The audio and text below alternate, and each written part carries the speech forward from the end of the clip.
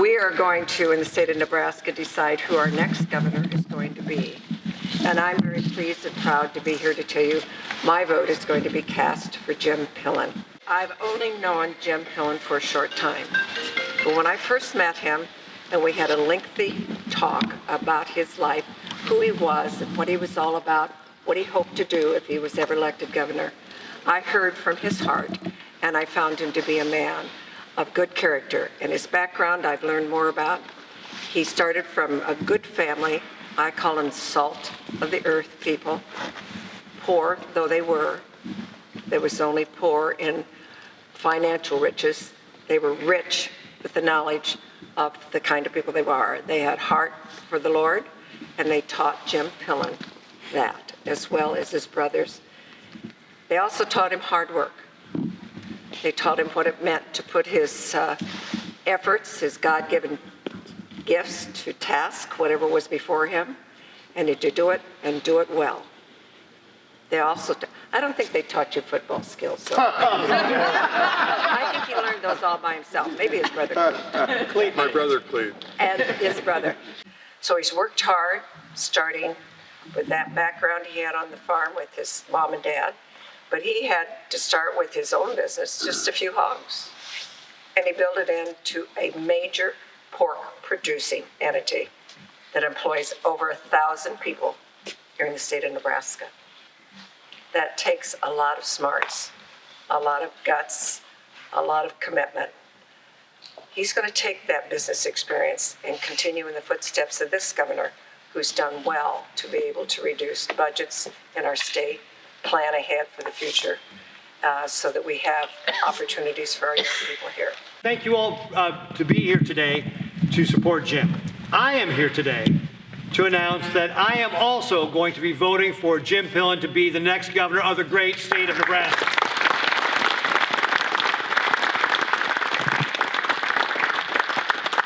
Jim has my full support and endorsement as he continues to make his way around the state. So let me tell you a few things of why I am so pleased that Jim is running for governor. First of all, one of the things that's great about Jim is he is traveling the state of Nebraska. He has been to all 93 counties. I don't think there's another candidate out there that can make that claim. And Jim is not just driving through, he's spending quality time in all of these counties. He's listening to Nebraskans, talking about their dreams, their hopes, their concerns. And he's using that to put together his platform, what he's running on. I also love the fact that Jim is from agriculture. As Governor Orr was describing, his family started off with a small tenant farm, and Jim helped to grow it into one of the largest pork operations in the country, creating so many jobs for Nebraska families here in Nebraska. Jim grew his business here, put his headquarters here, raised his family here. He is a Nebraskan, and he demonstrated his commitment to the state in his actions. And not only is he from agriculture, but he's got that business background. He understands how to run organizations. One of the things that Jim has talked about as he traveled around the state is the need to continue to control spending. Jim has seen what we've been able to accomplish in my administration by controlling spending, and I've passed 4 budgets now with the legislature, 8 years worth of budgets. We've kept the spending growth to less than 2.5%, compared to 6.5% the last 2 years of the previous administration. Jim knows that's important because he also knows why we're doing that. Because the next step is when you control spending is you provide tax relief. In my administration, in just these 2 years, we're going to be giving back $2 billion over the course of the next 2 years. And that's going to be the equivalent of about 20% of our state budget. That is how you deliver tax relief. You keep your expenses low, let your revenues rise, and you can deliver tax relief. Jim gets that. From his experience in business, he understands that's how organizations are successful. And so he's going to bring that know-how to running state government. Governor Orr, your presence in our state and your presence in constantly battling for conservative values and policy, you inspire us all, and your work every day. She's a battler, so thanks for all your work. think it's really, really important that we spend a couple minutes talking about a couple things that I think are really important that we can take a little bit of time and have some appreciation for, and things that I really, really believe in a lot is number one, Governor Ricketts has brought business practices into government. Holy cow, isn't that a heck of an idea? Obviously had a huge impact in decreasing our expenditures and decreasing spending and having some accountability. I'll work really, really hard to continue that and keep that culture alive. Something I love about what Governor Ricketts has done in the state government at home. We work hard on the values of do right, do the best you can, and treat people the way you want to be treated. And we call each other teammates. Nobody works for me, we work together. I guess what Governor Ricketts calls all of his team, everybody that works in state government today. Teammates. Teammates. Pretty cool, huh? Continue on that a little bit is, making sure that Nebraskans understand how important it is that we keep lowering taxes and fix that. Governor Ricketts' leadership, as he just said, we're going to have $1 billion come back that's going to decrease property taxes. We all understand we have to continue on and keep making that better. Really, really tough to change it in a short period of time. But if we can get, with your help, become the next governor and continue that trajectory for another 8 years, culturally, we can really make a difference, and we can really shrink government, and we can really have an impact on having transformative change. It's a big deal. It's really important. I applaud how hard Governor Ricketts has worked to make those things happen. I love the two words that we keep it really simple that's been really important to Governor Ricketts: grow Nebraska. Yeah. And I applaud everybody here. When you think about Kearney and maybe the way it was a few years ago when Grandpa Fergie was on the city council, I mean, growing our communities, it's a big deal. If our communities start shrinking, party's over. Yeah, there's countless examples. But by working together, I'm a believer in local government, local control, and we work together and get government out of the way. We can really, really make stuff happen and continue to grow. And look what your community's doing. It's vital to our state. So growing Nebraska is a big deal. It's really, really important. I'm standing before you to be your next governor, and keep it simple on 4 words.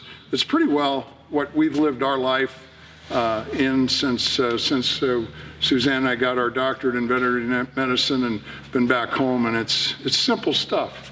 It's our kids. Our kids are our future, right? If we don't all do our best for our future generations, our kids are our future. We've been blessed. We've been raising kids for 40 years.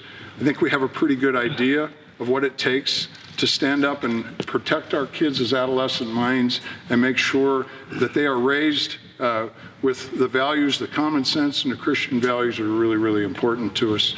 The other thing that's really important for all of our kids is that we need to make sure we keep all of our kids, and we need to make sure we train them all. It's the 21st century. I grew up on the end of a pitchfork and a scoop shovel, and I can still outscoop anybody here, no matter what age you are, Gage. But the point is, you can't work yourself ahead. We have to get skill set. We have to get every kid to be able to get degrees and to be able to get our trade schools and technical schools filled so that we can have a vibrant economy and really grow our communities. And the last thing that I wanted to make sure that I talked about with Governor Ricketts is when you just think about what we've been through as a state in the last 3 years. I remember July 9th, let's see, I can't remember but here in Kearney with the flood, July 9th of, was that 19, John, or yeah. And you think of the 500-year flood we had, and then the pandemic and the unspeakable things we all had to figure out. And so with Governor Ricketts' leadership, conservative leadership, allowing us to make our decisions, make sure to keep government out so we can problem solve and critically think and solve our solutions. Look at what the great shape we are because of that. It's a big deal. We've traveled all 93 counties. I have, I think, 48,700 and some miles, not that I'm counting, in my Ford pickup. Let me tell you what's incredible. You know what and it's part of what makes this day so special with the governor being here. You know there's two things that are incredibly consistent across all 93 counties. One is the extraordinary people of our state, right? And the other one is everybody has a lot to offer, and everybody across the state has incredible appreciation for all of the work and the leadership that Governor Ricketts has given our state. Governor Ricketts' endorsement to our campaign is a big deal. It's a big deal. It matters in Nebraska. We care about neighbors. We care about what we think about each other. We care about what Nebraskans think, and it's a big deal and a huge impact, and continues to give us more wind at our back so that we win this thing come game day, May 10th. So let me finish with this. Our campaign is doing some really cool things. We're meeting and we're humbled by everybody's help. There's so many Team Pillen folks here. I'm so grateful, and I hope I can earn everybody's vote that is here, and I need help. We need your help. And my daughter says, Dad, this is the cheesiest thing, but you know, Coach Osborne, if he was here, he would really love it. I would ask you if you can be a Pillen black shirt. And what a Pillen black shirt would mean is you would go out and ask 11 others to vote for me.